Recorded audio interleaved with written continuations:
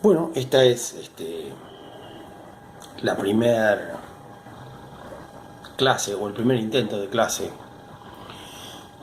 virtual, para que no se queden así como perdidos, aislados.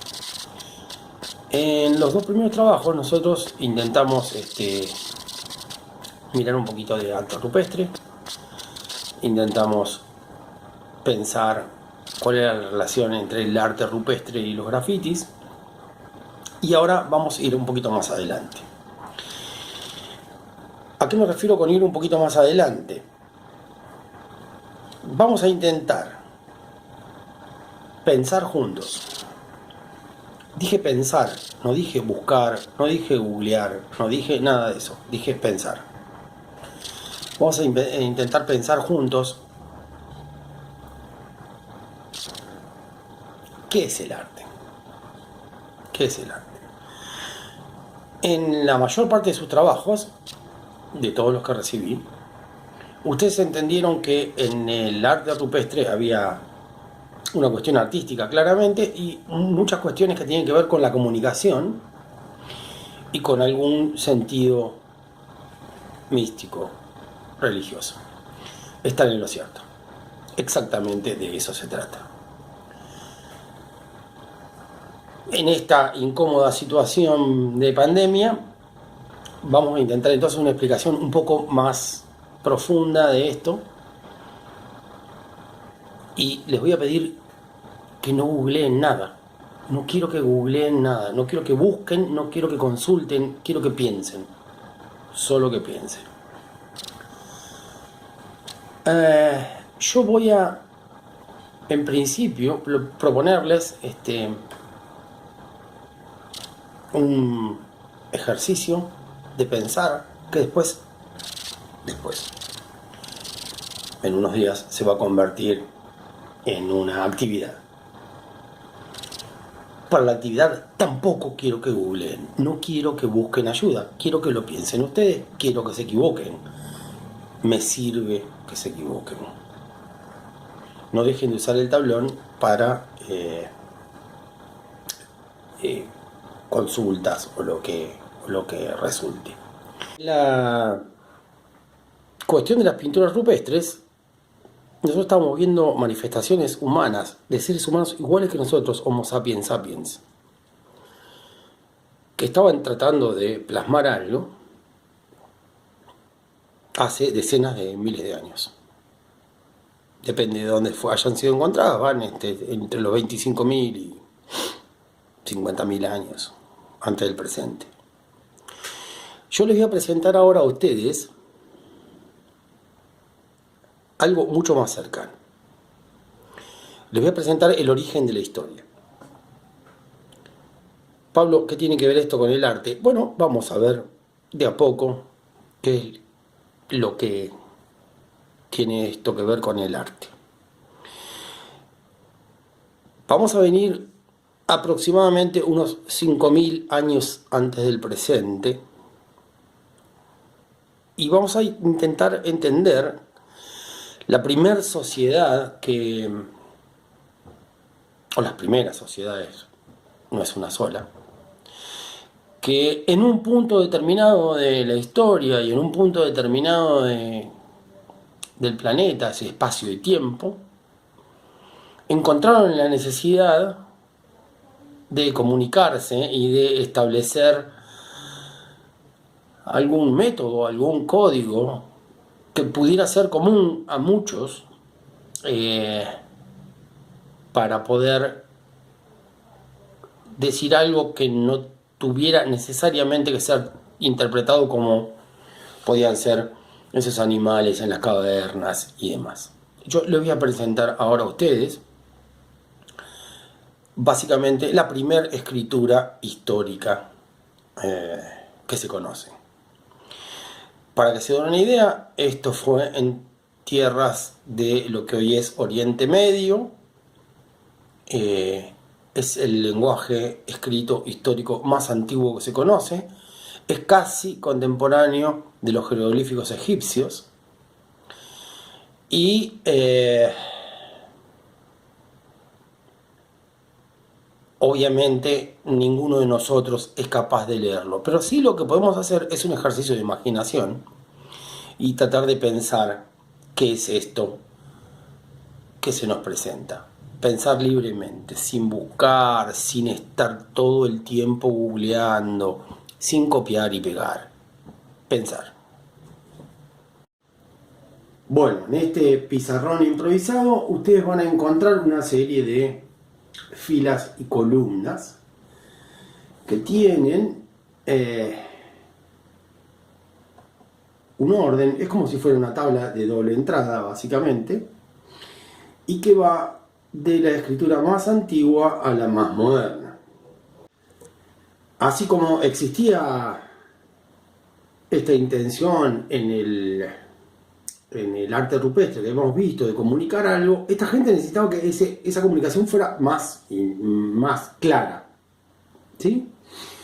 De manera tal que ustedes van a ver en esta columna de acá una serie de representaciones que básicamente apuntan a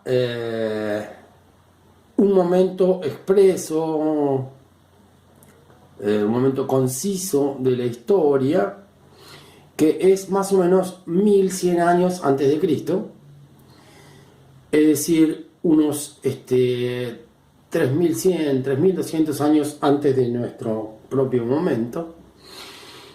Y si van en el otro sentido, van a encontrar que esa representación va cambiando, ¿sí? En la medida en que avanza el tiempo. Es decir, cuando más adelante vamos en esta línea de tiempo, la representación, el significante, la manera de escribirlo va cambiando.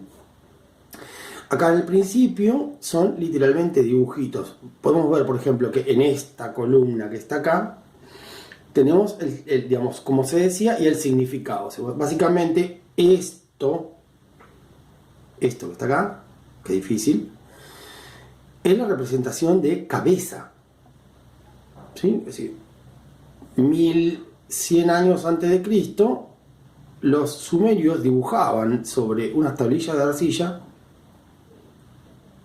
esta carita que ustedes ven, ¿sí? Si la giran, pueden ver la carita, ahí ven. Obviamente voy a tratar de proporcionarles el archivo para que los vean, pero a lo largo del tiempo la van haciendo más simple. Por ejemplo, esta tiene una diferencia de... debería mirar.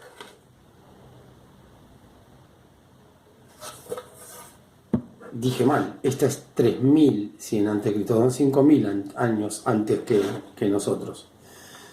5100 años. Hay un siglo más o menos de diferencia entre esta columna y esta columna.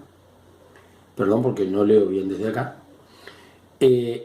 Básicamente la han modificado, la simplificaron. Vale decir, pasaron de un signo que claramente tiene características icónicas, es decir, se parece a una cara, a un signo que se aleja un poco de lo icónico y empieza a parecerse una cara, pero mucho menos. ¿Esto es mejor que esto? No. Simplemente es diferente. Simplemente es que no necesitan tanto dato para entender esto. A lo largo del tiempo, ellos fueron simplificando. Es decir, si yo me muevo en esta línea, voy a ir identificando que van cambiando los años, ¿sí? Por ejemplo, entre esta primera columna y esta segunda columna hay un siglo. Pero entre esta primera columna y esta última columna, en donde lo que aparece es verdadera escritura, se llama escritura cuneiforme porque tiene forma de cuñas, el tiempo es mucho mayor. Voy a dar vuelta a este pizarrón improvisado para leer porque no leo. Estamos hablando de 700 a.C., es decir, algo así como 2700 años, 2720 años antes que nosotros. Vale decir que ellos fueron modificando de acá para acá su manera de escribir las cosas. Claramente, si alguien tuviera una máquina del tiempo, podría viajar de acá a acá y leer esto. Pero si el que estuviese acá, tuviese la máquina del tiempo, la tostadora de Homero del tiempo, y viajara al revés, claramente no podría leer esto, porque esto está en el mundo convencional del símbolo, mientras que esto, como en el arte rupestre, está en el mundo convencional del icono. Esto lejanamente se parece, tiene ciertas características de lo que está enunciando, mientras que esto no. Para conocer esto, tenés que saber qué dice. Para conocer esto, como hicieron en el arte rupestre, lo pueden interpretar ustedes. Vamos pues un poco más adelante.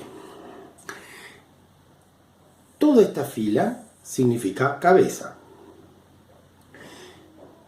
Esta fila, que con un poco de voluntad y pensándolo parece algo así como una porción de pizza o algo por el estilo, significaba para los sumerios pan. Era su manera básica de representar el pan. Puede ser más parecido, menos parecido, pero tengan en cuenta que esta gente no iba al kiosco de la esquina, compraba una hoja y una Virome Bic, sino que escribían con un palito arriba de una tablita hecha con arcilla semiseca, o sea que podemos entender su dificultad. Básicamente, ellos tenían la idea de cabeza y la idea de pan. Vale decir que construían un sustantivo, cabeza y pan, pero para comunicarse eso era bastante insuficiente, con lo cual, y voy a arrimar un poquito esto, con lo cual, en todo el momento del tiempo, ellos intentaron comunicar algunas cosas. El problema con este tipo de lenguajes es en cuanto a los verbos, porque los verbos son una acción.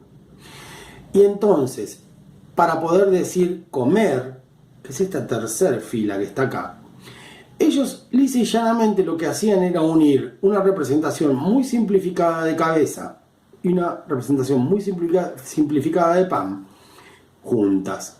Cabeza y pan a lo largo del tiempo, en el mundo icónico o en el mundo simbólico, lisa y llanamente era la suma de los otros dos signos, sean icónicos o sean simbólicos. Cabeza y pan sumados dan comer. Creo que está bastante claro.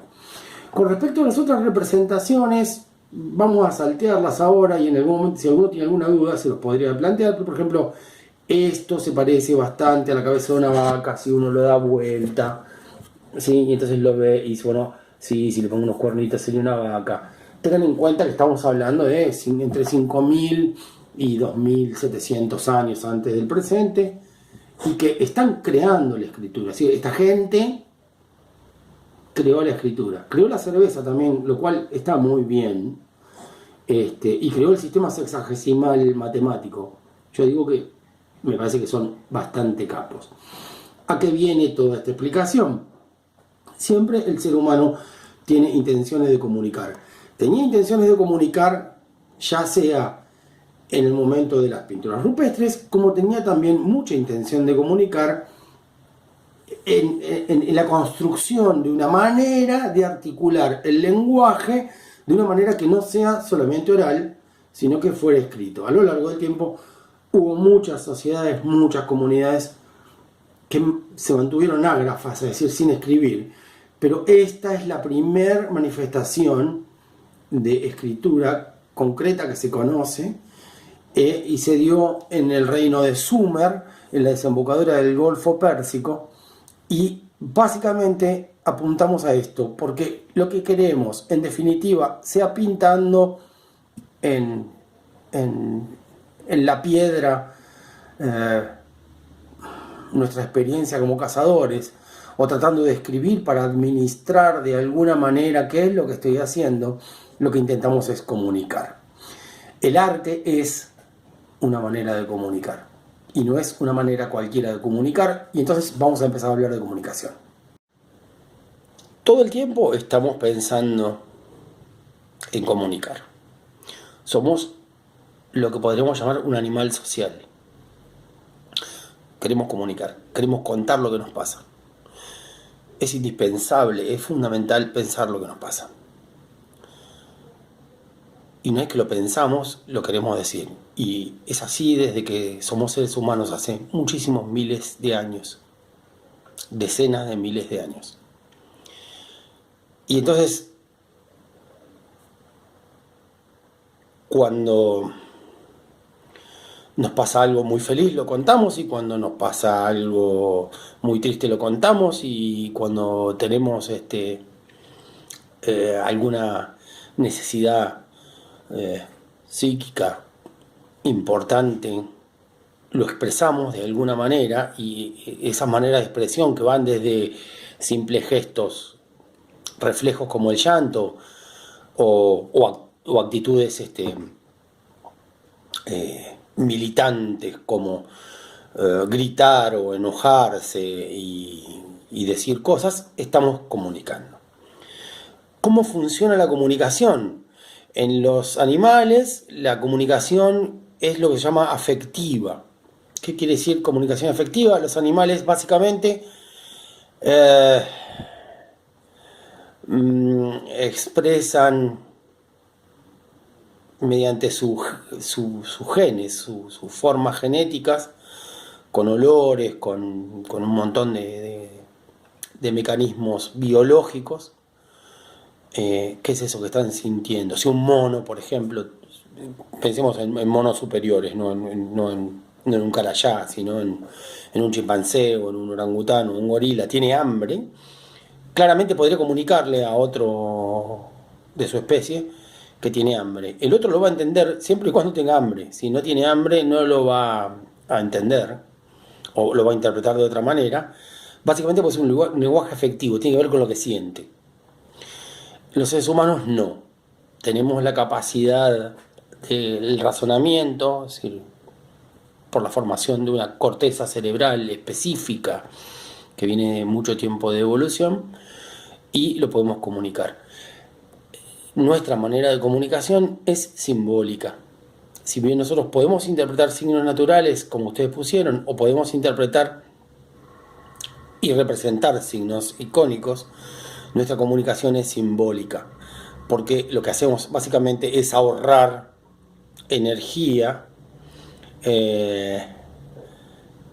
con representaciones que nos son muy familiares, que fueron incorporadas desde muy pequeños, desde nuestra primera formación. Yo para esto voy a plantearles a ustedes un esquema que ustedes ya conocen y que lo han visto más de una vez, y voy a tratar de plantearlo de una manera diferente. Vamos a ver si funciona. Esto que ven acá es un esquema matemático que se formuló dentro de una ciencia que se llama lingüística, que es el esquema comunicacional de Claude Shannon. Así se llamaba el autor, Claude Shannon. Shannon trató de encontrar un mecanismo para tratar de explicar cómo funciona la comunicación en el hombre, y ustedes lo deben haber visto en lengua y probablemente en alguna otra materia, y consta básicamente de que en la comunicación siempre hay alguien que tiene algo que decir y alguien que tiene algo que escuchar. La escucha es una actividad militante. La escucha no es que oigo algo, oigo un ruido y no hago nada con ello, sino que la escucha implica el proceso de pensar qué es lo que estoy oyendo para convertirlo en algo significativo. En el esquema de Shannon, la persona que tiene algo que decir es el emisor. Emite un mensaje. La persona que tiene algo que escuchar es un receptor. Es decir, está dispuesto a escuchar aquello que dice el emisor. Seguramente ahora estarán diciendo, bueno, sí, ya conocemos esto. Bueno, pero pensémoslo de otra manera. Para que el emisor le diga algo significativo, es decir, que se entienda al receptor, tiene que pensar muy bien qué es lo que va a decir y cómo lo va a decir. Es decir, el emisor codifica, pone en un código que sepa que el receptor va a entender aquel mensaje que va a decir. Mientras que el receptor se va a mostrar dispuesto a decodificar, es decir, tratar de comprender aquello que el emisor quiere decir. Hay alguien dispuesto a decir algo y alguien dispuesto a escuchar algo. Insisto, la escucha implica no solo oír, sino oír y procesar aquello que se dice. Para poder decirlo, el emisor necesita un canal. Nuestro canal de comunicación en este momento básicamente es este video. Es Internet. Es Classroom. Ese es nuestro canal. Si estuviéramos en el aula, simplemente sería el espacio, el aire que está, y mi voz sería el vehículo de ese espacio para que ustedes lo entendieran. Vale decir que el emisor tiene algo que decir, lo pone en un código que sepa que el otro podría entender y lo manda a través de un canal. Ese mensaje llega al receptor y el receptor está dispuesto básicamente a tratar de interpretar aquello que el emisor dice. Pero Shannon plantea que en toda comunicación existe en una o en más de una instancia ruido. ¿Qué es el ruido? Es cualquier cosa que interrumpa la comunicación, por lo menos parcialmente, o que ensucie la llegada del mensaje y no le permita llegar completo al receptor, o no le permita entender completamente qué se dice.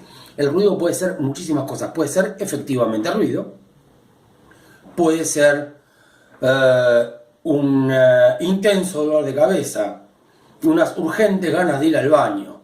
Y entonces, aunque este está codificando bien, este no puede codificar porque urgentemente tiene que ir a hacer pis, por ejemplo.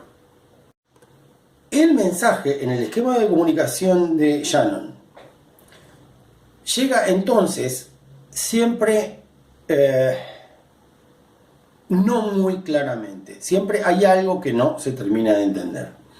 Y hay más de un factor, porque no es solo el ruido lo que lo complica. Supongamos, por ejemplo, que el receptor está teniendo en ese momento un fuerte dolor de muela. Lo que dice el emisor se entiende, el problema es que cuando llega al receptor, el receptor entiende todo lo que está diciendo o lo decodifica, mientras piensa que tremendo dolor de muela está teniendo y cómo quisiera irse de ese lugar. ¿Sí? El canal sigue estando, pero el ruido es muy fuerte y entonces por ahí no llega el mensaje. ¿Qué tendrá que ver esto con lo que venimos viendo? Vamos por partes. Para que el esquema comunicativo, para que la comunicación sea efectiva, la única manera de entender si el mensaje que el emisor le manda al receptor está bien recibido, implica lo que se llama feedback. Es decir, el feedback es básicamente una inversión del sistema de comunicación, por el cual el receptor se convierte en un emisor, o de alguna manera en un retransmisor. Le dice el receptor al emisor, invirtiendo los roles, qué es lo que entendió. Cuanto más feedback hay, es decir, cuanto más ida y vuelta hay, es más probable que el lenguaje simbólico haya encontrado una manera más sencilla de comunicarse. Pero ojo, y por último, existe el contexto. Supongamos que el receptor es una persona que se le murió su mascota a la mañana y que tuvo que enterrarla antes de ir a trabajar, y que el emisor es su capataz. Su capataz tiene una serie de complicaciones con el trabajo porque cree que el receptor, que es este obrero que se le acaba de morir la mascota, está haciendo las cosas mal. Pues bien, mientras el emisor esté indicándole al receptor, hiciste esto mal, yo lo haría de tal manera y demás, el receptor está pensando en el Bobby, en el Firulai, que se murió, y que lo tuvo que enterrar a la mañana antes de ir. Y entonces, lisa y llanamente, le importa un cuerno. O la importancia del mensaje que el emisor le da se relativiza porque el contexto es importante. No sé si me explico con esto. Vale decir que la circulación del mensaje en el esquema de la lengua necesita sí o sí de feedback y entender que el contexto es una cosa importantísima, dado que el receptor en un momento diferente de su vida entendería el mensaje de otra manera.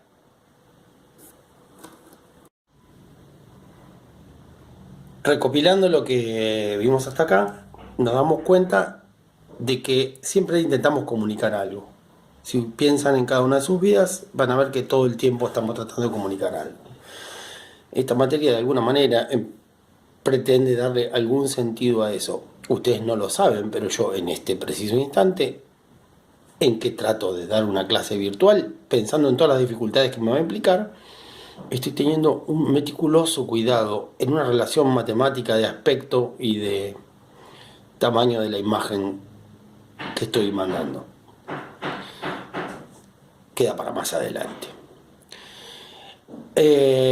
Nosotros vimos hasta ahora, entonces, formas de comunicación a partir del esquema de la lengua y pensamos, o intenté que pensáramos, cómo funciona el esquema comunicativo a partir del lenguaje simbólico de la lengua, que es el más sencillo para nosotros, porque es sintético, porque es automático y porque tenemos incorporada la lengua de una manera automática, valga la redundancia. ¿Qué pasa con el arte? Bueno, el arte es una manera de comunicación y lo vamos a abordar de más de una manera a partir de ahora. Yo sé que todo lo que voy a decir de acá en más puede significar ciertas rarezas para ustedes. Vamos a intentar de salir de la estructura cuadrada que tenemos y vamos a pensarlo de otro lado.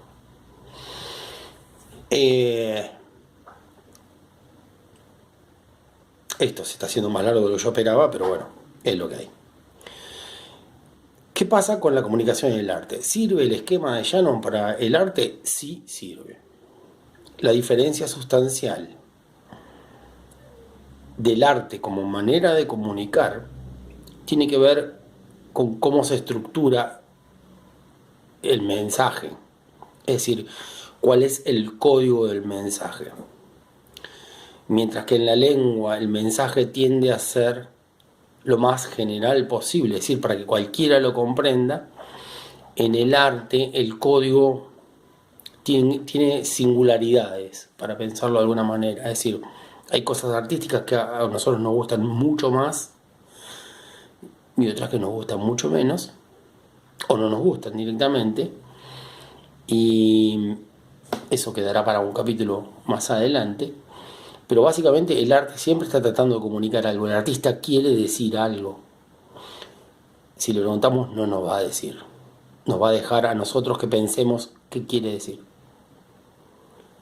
En el arte eso es importante porque esa ambigüedad que tiene en cuanto a la capacidad del receptor de decidir qué es lo que realmente está diciendo,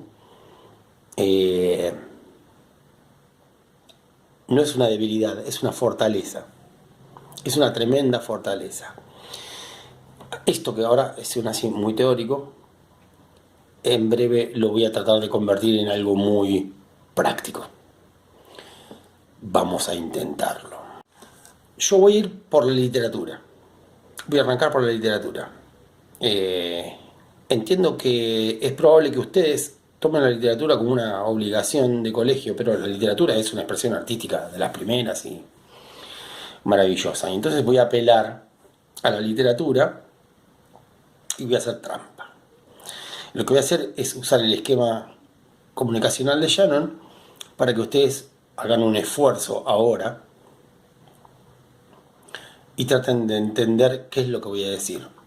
Aunque me lo sé de memoria, lo voy a leer para no equivocarme. Leo. De los dos ojos tan fuertemente llorando, tornaba la cabeza e estábalos catando. Vio puertas abiertas e uxos sin cañados, e alcándaras vacias, sin pielles, e sin mantos, e sin falcones, e sin azores mudados. Suspiró mío Cid, cabié grandes cuidados. Fabló mío Cid, bien e tan mesurado, grado a ti, Señor, Padre que estás en el alto, esto me han vuelto los míos enemigos malos. Si ustedes se ponen a pensar, ¿qué fue lo que dije? ¿Cuál es el problema? Parece español, pero no es. Bueno, sí, hay muchas palabras en español. El problema es que es español antiguo. Yo en este momento soy enunciador y les estoy diciendo a ustedes algo en español antiguo.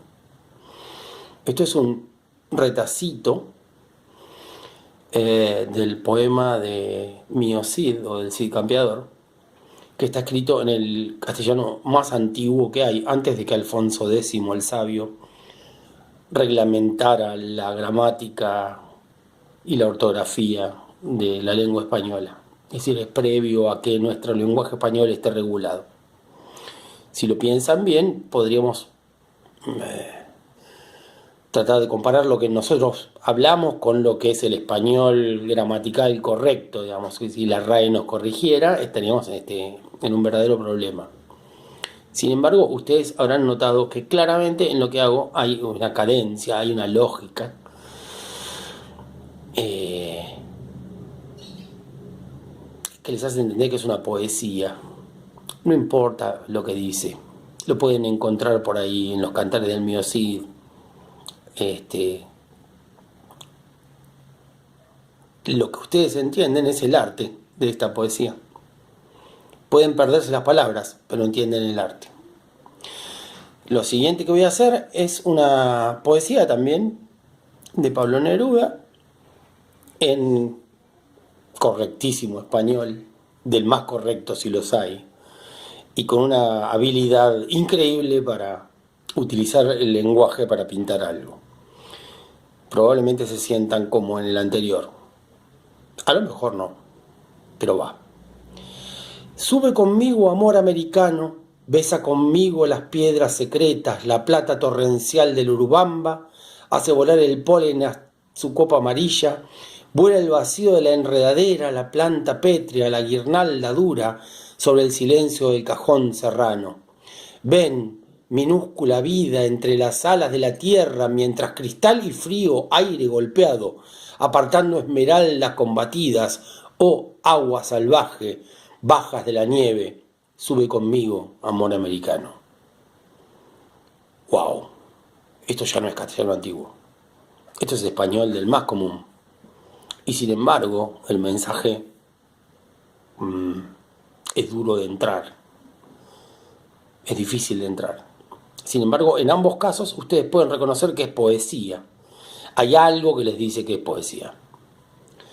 Vale decir, hay un emisor, hay un receptor, si es que todavía están ahí. Pero el mensaje no llega, hay ruido, está complejo. Puede gustarles más o menos, pero está ahí. Está ahí. ¿Cuál es la diferencia entonces entre las diferentes formas de comunicarnos los seres humanos? son muchas. Pero nosotros vamos a ir al arte, que es lo que nos interesa. El artista siempre intenta comunicar algo. No hace las obras porque vino una musa y lo inspiró. No. Los artistas meditan sus obras. Piensan lo que van a hacer. Piensen cuando ustedes tratan de combinar su ropa para salir, por ejemplo. Así que me pongo esto con esto. Esto ya lo usé. Esto no. Piensen lo difícil que es armar un centro de mesa con flores. Piensen eso y van a poder empezar a entrar a la mente de un artista. Los artistas en general tienen una idea y esa idea tiene que corporizarse, tiene que ser un signo, tiene que ser un símbolo de lo que realmente quieren hacer, de cómo lo van a contar. En el esquema de Shannon que vimos, aquel de emisor y receptor, para la lengua es matemático, es fácil. Para el arte es un poco más complejo. Lo voy a expresar de esta manera. Mientras en el código de la lengua, que es meramente simbólico y nada más, simbólico quiere decir en el ámbito de la abstracción, de lo que nosotros tenemos incorporado, de la manera en que, como leyeron en el texto, los que lo leyeron, se planteaba como una cuestión que se automatiza, que se mecaniza a partir de ciertos aprendizajes de nuestra vida social. Para el artista, el mensaje tiene que contener de alguna manera el ruido. Es decir, el mensaje no tiene que ser del todo claro, tiene que ser ambiguo. Porque un artista espera llegar a sus receptores de una manera que el receptor tenga cierta libertad de interpretación de aquello que se está diciendo. Busca empatía. Empatizar es básicamente ponerse en el lugar del otro. Sentir que estoy conectándome con el otro de una manera que comunica, pero que a la vez le deja libertad al receptor a la interpretación. En el lenguaje técnico lo deberíamos decir así. Mientras que en el esquema comunicacional de la lengua el mensaje debiera ser exacto, o lo más exacto posible, en el lenguaje de la lengua, en el lenguaje del arte, quiero decir, el mensaje solo tiene que ser congruente. ¿Sí? Y piensen congruente en términos matemáticos. Es decir, el arte no pretende que la interpretación de su significado sea exacta, sino que le deja librado al intérprete, al receptor, una porción muy importante del sistema comunicativo. Una misma canción para diferentes personas puede significar cosas diferentes, y para el artista eso es válido. Para uno mismo, una misma película vista en diferentes circunstancias significa cosas distintas. Vale decir, el contexto y el receptor tienen una importancia vital que le permite al artista llegar de una manera muy particular y que hace un universo de intérpretes, de receptores, mucho más rica. Por ahora vamos a dejarlo acá. Espero todas sus dudas en el tablón y mañana o pasado va a haber una actividad. Y la actividad va por la plástica. Espero que sean buenos receptores, amplios, y que no necesiten ayuda externa, sino que lo hagan desde su propia interpretación. Soy Troy McClure, me recordarán de películas como... Bueno, no. Nos vemos.